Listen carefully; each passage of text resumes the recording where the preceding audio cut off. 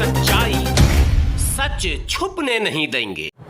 जब सत्ता परिवर्तन की बात आती है तो बड़ी चालाकी से पक्ष और विपक्ष दोनों भागों पर मनुवाद को चस्पा कर दिया जाता है। सो इस बार भी यही हुआ।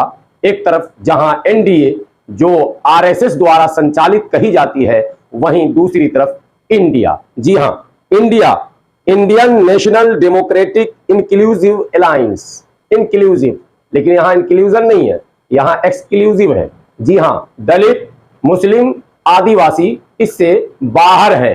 तो फिर क्या था, दलित नेता चुप कैसे रहते? सो दलित नेता ने भी आनन फानन में एक बड़ी मीटिंग की और मीटिंग करके एक नए अलायंस का ऐलान किया और उसका नाम रखा भारत। आदाब, मैं हूं हाफिज गुलाम सरवर और आप देख रहे हैं देश की सच्चाई। पिछले एक महीने से लगातार मीटिंग मीटिंग मीटिंग, मंथन चिंतन। जी हां, पटना में मीटिंग, शिमला में मीटिंग, बेंगलुरु में मीटिंग और दिल्ली में मीटिंग। इन तमाम मीटिंगों के बीच जो बड़ी खबर छलकर आई वो ये कि एनडीए का कुंभा बढ़ा लिया गया है और एक नया गठबंधन, जिसे कुछ दिनों पहले तक हम लोग महागठबंधन के नाम से जानते थे, उसका नया नाम इंडिया रख दिया गया। जी हां, इंडिया। उस इंडिया की तस्वीर को देखेंगे जिसमें वो सारी तस्वीरें मिलेंगी आपको। हालांकि इसमें दलित नेता की भी तस्वीर आपको दिखेगी और मुस्लिम नेता की भी तस्वीर, लेकिन बदकिस्मती से वो दलित नेता हिंदी पट्टी के बाहर से है और वो मुस्लिम नेता भी हिंदी पट्टी के बाहर से हैं। पहले तो हिंदी पट्टी समझें आप। उत्तर प्रदेश, बिहार, मध्य प्रदेश, छत्तीसगढ़, राजस्थान, हरियाणा और दिल्ली, ये हिंदी पट्टी कहलाते हैं। इतिहास को अगर कुरेदेंगे तो जितनी क्रांतियां आई है भारत में, जेपी आंदोलन से लेकर कांशीराम आंदोलन यानी बहुजन आंदोलन और बीपी सिंह के समय में कांग्रेस को सत्ता से हटाने का आंदोलन, ये सारे आंदोलनों का श्रेय जो है वो हिंदी पट्टी क्षेत्र को जाता है। यानी कि उत्तर प्रदेश, बिहार, मध्य प्रदेश, राजस्थान, हरियाणा और दिल्ली। एक बात और आपको समझनी है कि इस हिंदी पट्टी में ही जातीय आधारित पॉलिटिक्स भी फलती फूलती रही है। यहीं पर जातियों के नाम पर कई पार्टियां बनी और बहुत लंबी कहानी न करते हुए मैं एकदम मुख्तसर में आपको बताऊं कि जातीय आधारित पार्टियों को ही दोनों समूह यानी एनडीए और इंडिया, INI.N.D. वाला इंडिया जो है वो इंडिया, दोनों गिरोहों ने इनको अपने पक्ष में लाने के प्रयास भी किए। बिहार में मुजहर की पार्टी के नाम से जानी जाती है, हालांकि पार्टी मुजहरों की वो है नहीं, वो व्यक्तिगत एक व्यक्ति का है जिसको नीतीश कुमार ने ऐसा बना दिया कि वो अपने आप को नेता समझ बैठे, वो है जीतन राम मांझी। दूसरे जिनका चिराग, जिनके चचा ने ही गुल कर दिया था, वो है चिराग पासवान। ये बात दावे के साथ कही जा सकती है कि बिहार में बसने वाली दलित जातियों में जो सबसे दबंग जाति है वो पासवान है, लेकिन पासवान के सर्व स्वीकार नेता चिराग पासवान या पशुपति कुमार पारस होंगे, ये बिल्कुल कतई नहीं माना जा सकता, इसलिए कि स्वर्गीय रामविलास पासवान के बाद इस तरह की धारणाएं समाप्त हो चुकी हैं। अब आप उपेंद्र कुशवाहा का नाम लेंगे तो वो भी जातिगत पार्टी है और उनकी ताकत भी उनकी जाति है, वो भी कहते हैं कि मैं कुशवाहा का सर्व स्वीकार नेता हूं। हालांकि नीतीश कुमार ने उनका ऐसा ऑपरेशन कर दिया है कि वो अब कुशवाहा के भी सर्व स्वीकार नेता नहीं रहे। उत्तर प्रदेश में आएंगे, हाल ही के दिनों में बहुत चर्चित चेहरे, और पहले समाजवादी के रहमो करम पर और अब वो एनडीए के पार्ट हो चुके हैं, जिन्हें सुभाषपा कहते हैं, सोहेल देव, भारतीय समाज पार्टी यानी ओम प्रकाश राजभर, ये भी राजभर बिरादरी की पार्टी, इसको एनडीए के कुंभे में लिया गया। मुकेश सहनी को लिया गया यानी बिरादरीवाद पार्टी। तो कुल मिलाकर ये बात तो आप मान ही लेंगे कि जातीय आधारित पार्टियों का सिलसिला भी हिंदी पट्टी में ज्यादा है। एक स्टालिन है इंडिया के अंदर, इंडिया के अंदर मींस इंडिया जब बोल रहा हूं तो आप इंडिया में, आप भारत लाऊंगा आपको। अभी इंडिया जो नया अलायंस बना जिसका नाम इंडिया रखा गया है, उसमें दलित चेहरे में एकमात्र स्टालिन दिखते हैं और मुस्लिम चेहरे में फारूक अब्दुल्ला और महबूबा मुफ्ती। तो आप जान लें कि स्टालिन जो दिखते हैं वो जो है साउथ के चेहरे हैं, तमिलनाडु तक उनकी सीमा है और वो दलितों के नेता के रूप में नहीं जाने जाते हैं। इसी तरह से महबूबा मुफ्ती जम्मू और कश्मीर की नेता है, वो मुसलमानों की नेता के नाम से कश्मीर के बाहर किसी भी राज्य में नहीं जानी जाती। इसी तरह फारूक अब्दुल्ला बहुत पुराने नेता हैं, कद्दावर नेता है, लेकिन जम्मू कश्मीर के बाहर एक मुखिया प्रधान सरपंच भी जिताने की हैसियत इनकी नहीं है। तो कुल मिलाकर इन्हें मुस्लिम और दलित नेता नहीं कहा जा सकता है। फिर इस अलायंस का नेता कौन होगा, ये बातें भी भविष्य के गर्भ में अभी है, लेकिन इतनी बात मानी जा रही है कि इस अलायंस का नेतृत्व जब भी कोई करेगा तो वो ब्राह्मण ही करेगा। ये यकीन जानिए और लिख लीजिए कि कांग्रेस के राष्ट्रीय अध्यक्ष मल्लिकार्जुन खड़गे को प्रधानमंत्री नहीं बनाएंगे ये लोग। ये घूम घाम कर प्रियंका गांधी, राहुल गांधी या ममता बनर्जी या इस तरह के नाम जो ब्राह्मण लॉबी के हैं, जिस तरह से विश्वनाथ प्रताप सिंह के समय में सबसे बड़ा जनाधार चौधरी देवीलाल का था, लेकिन प्रधानमंत्री घूम घुमाकर आखिर में विश्वनाथ प्रताप सिंह को बना दिया गया।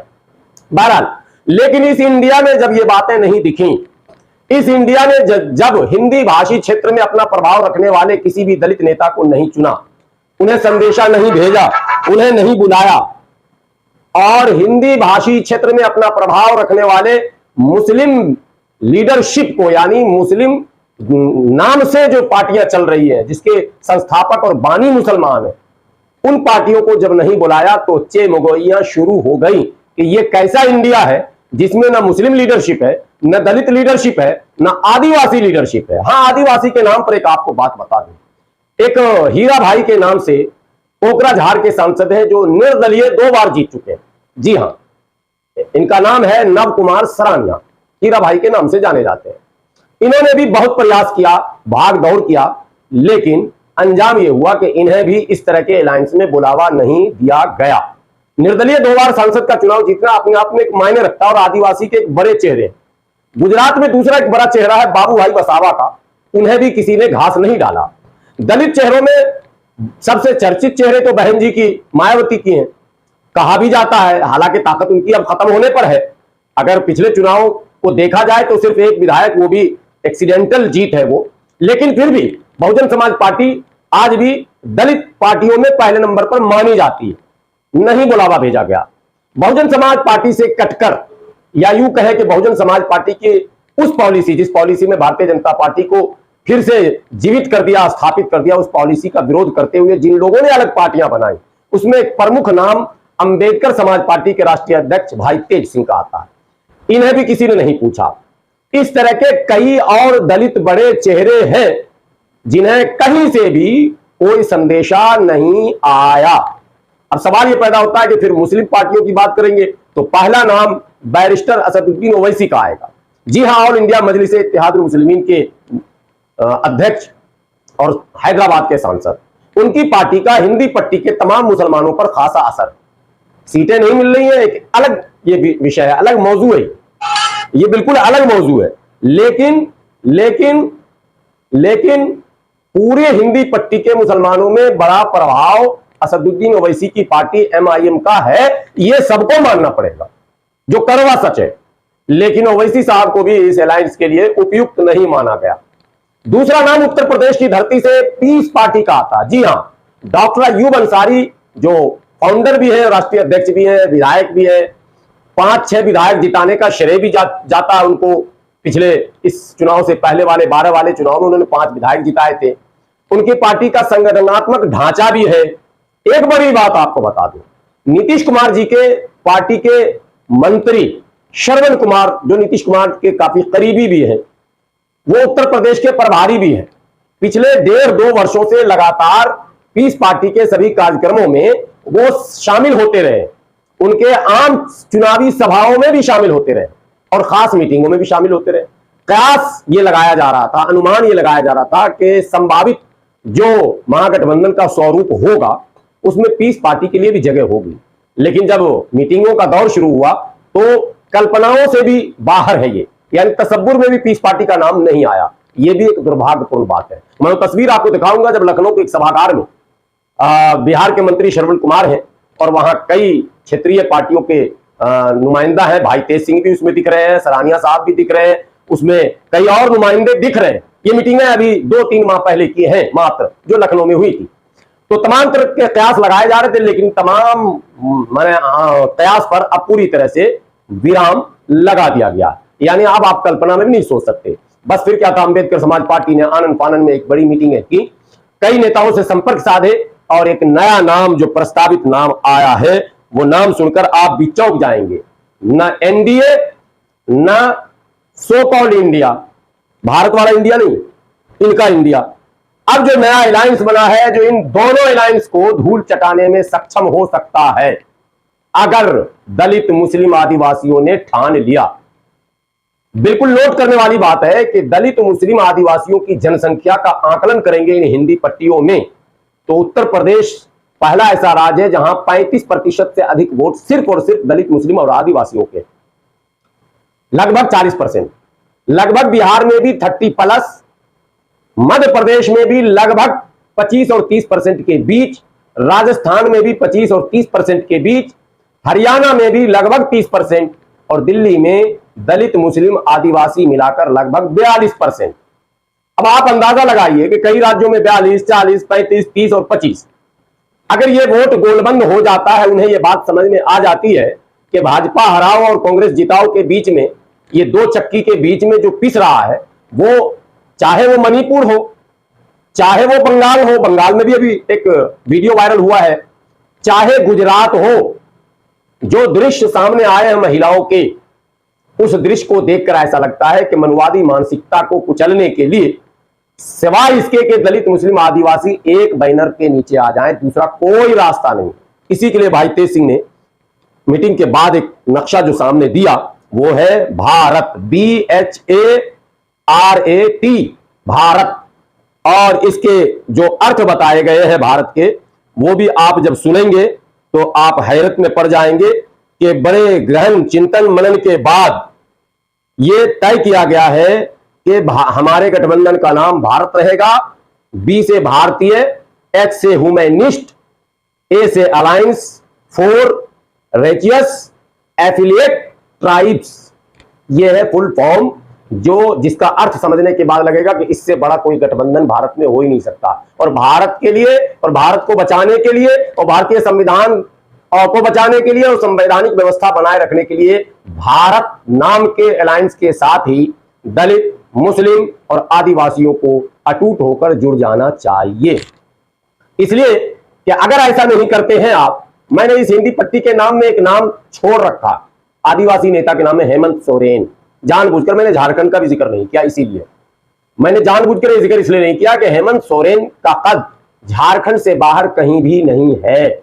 लेकिन ये वो नेता हैं, चाहे वो मायावती हो, चाहे वो असदुद्दीन ओवैसी हो, चाहे डॉक्टर अयूब हो, चाहे भाई तेज सिंह हो, ये किसी राज्य तक सीमित नहीं है।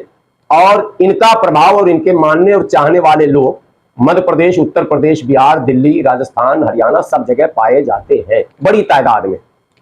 और इसके कई उदाहरण भी आ चुके हैं। पीस पार्टी की कई मीटिंगें बिहार में हो चुकी हैं, कई पदाधिकारी उनके आज भी कार्यरत हैं। अंबेडकर समाज पार्टी की कई मीटिंगें, कई प्रेस कॉन्फ्रेंस हो चुके हैं, उनके भी प्रदेश अध्यक्ष और वगैरह संगठनात्मक ढांचा। उत्तर प्रदेश और मध्य प्रदेश में तो बहुत मजबूत ढांचा है, हरियाणा में भी अंबेडकर समाज पार्टी का ढांचा है और दिल्ली में तो बहरहाल है ही।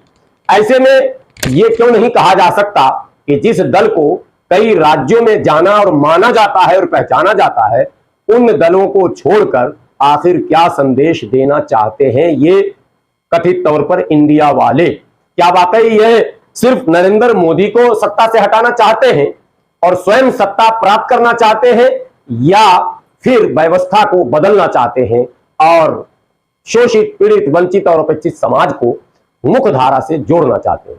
इनकी नीयत पर शक साफ दिखता है।